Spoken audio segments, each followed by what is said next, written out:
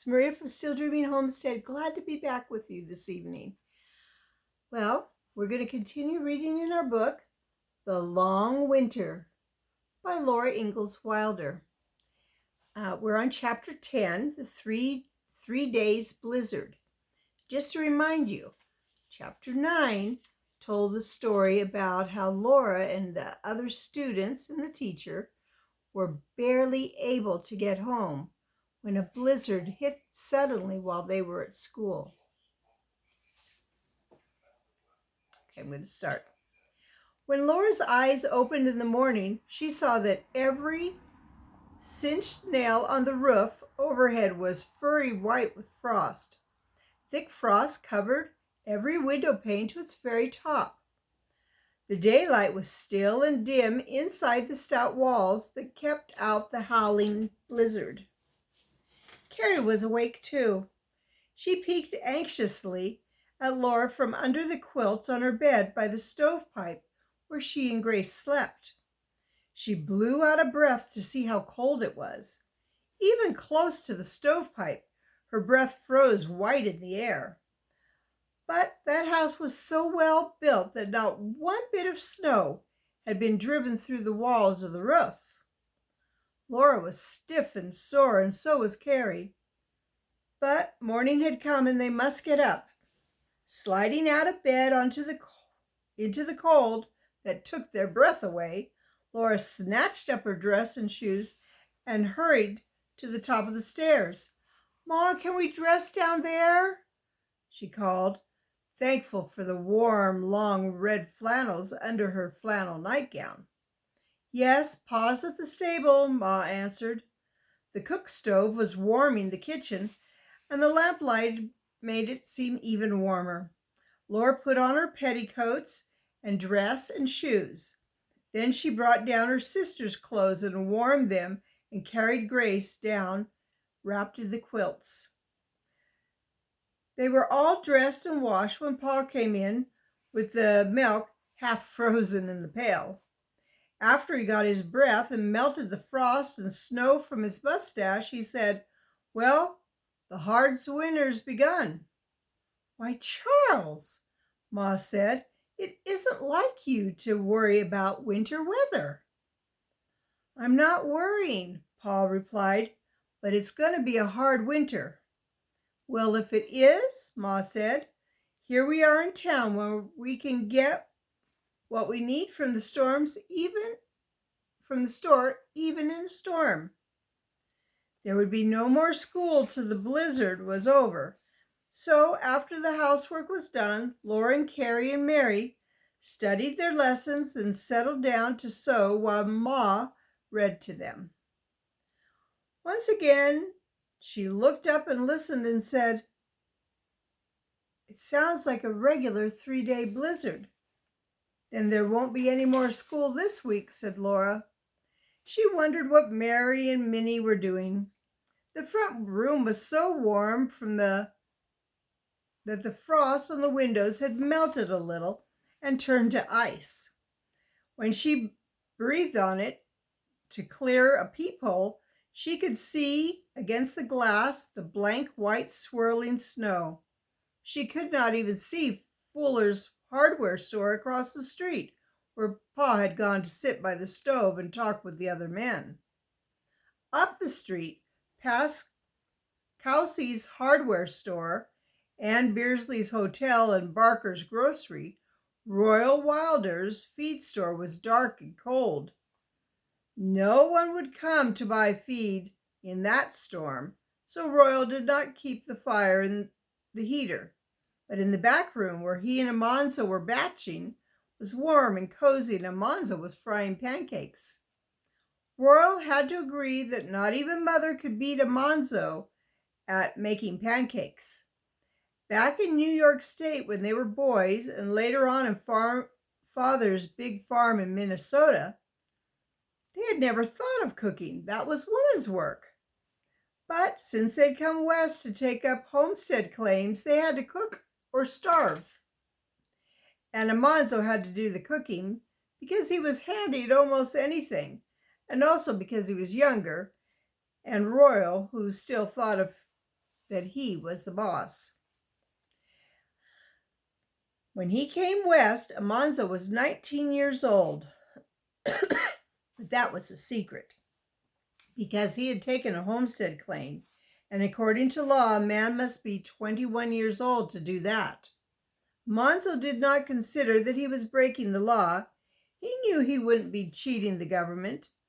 Still, anyone who knew that he was 19 could take his claim away from him. Almanzo looked at it this way. The government wanted this land settled.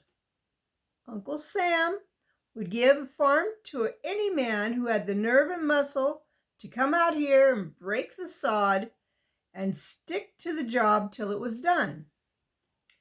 But the politicians far away in Washington could not know the settlers, so they must make rules to regulate them. And one rule was that a homesteader must be 21 years old. None of the rules worked as they intended to. Almanzo knew that men were making good wages by filing claims that fitted all the legal rules and then handing over the land to rich men who paid their wages. Everywhere, men were stealing the land and doing it according to the rules. But of all the homestead laws, Almanzo thought the most foolish was the law about the settler's age. Anybody knew that no two men were alike.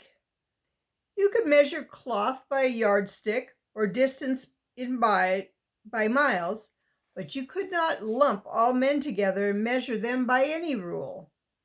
Brains and character did not depend on anything but the man himself. Some men did not have the sense at 60 that some had at 16, and Almanzo considered that he was as good any day as any man who was 21 years old. Almanzo's father thought so too. A man had the right to keep his sons at work for him until they were 21 years old. Low battery. My Low phone. battery. But Almanzo's father had put his boys to work early and trained them well. Almanzo had learned to save money before he was 10, and he had been doing a man's work on the farm since he was 9. When he was 17, his father had judged that he was a man and given him his own free time. Almanzo worked for 50 cents a day and saved money to buy seeds and tools. He had raised wheat on shares in western Minnesota and made a good crop. He considered that he was as good a settler as the government could want and that his age had nothing to do with it. So he had said to the land agent, "You can put me down as 21." And the agent had winked at him and done it. Almanzo had his own homestead claim now, and the seed wheat for next year that he had brought from Minnesota. And if he would stick it out on these prairies and raise crops for 4 years more, then he would have his own farm. He was making pancakes, not because Royal could boss him anymore, but because Royal could make good pancakes. And Almanzo loved light, fluffy buckwheat pancakes with plenty of molasses. "Whew, listen to that," Royal said. They had never heard anything like that blizzard. And here's the picture of the brothers in their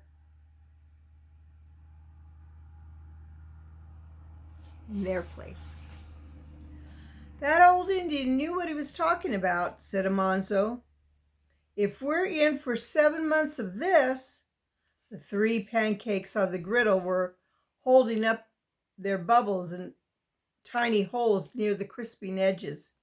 He flipped them over neatly and watched the brown sides rise in the middle. The good smell of them mixed with the good smell of fried salt pork and boiling coffee. The room was warm, and the lamp, with its tin reflector, hung on a nail, lighted it strongly. Saddles and bits of harnesses hung on the rough board walls. The bed was in one corner, and the table was drawn up to the stove hearth so that Almanzo could put the pancakes on the white ironstone plates without moving even one step. "This can't last 7 months. That's ridiculous," said Royal. "We're bound to have spells of good weather." Almanzo replied airily, "Anything can happen, and most usually does." He slid his knife under the edge of the pancakes. They were done, and he flipped them onto Royal's plate and greased the griddle again with the pork rind. That would be fatty. Royal poured molasses over the cakes. "One thing can't happen," he said. "We can't stick it out here till spring unless they get the trains running."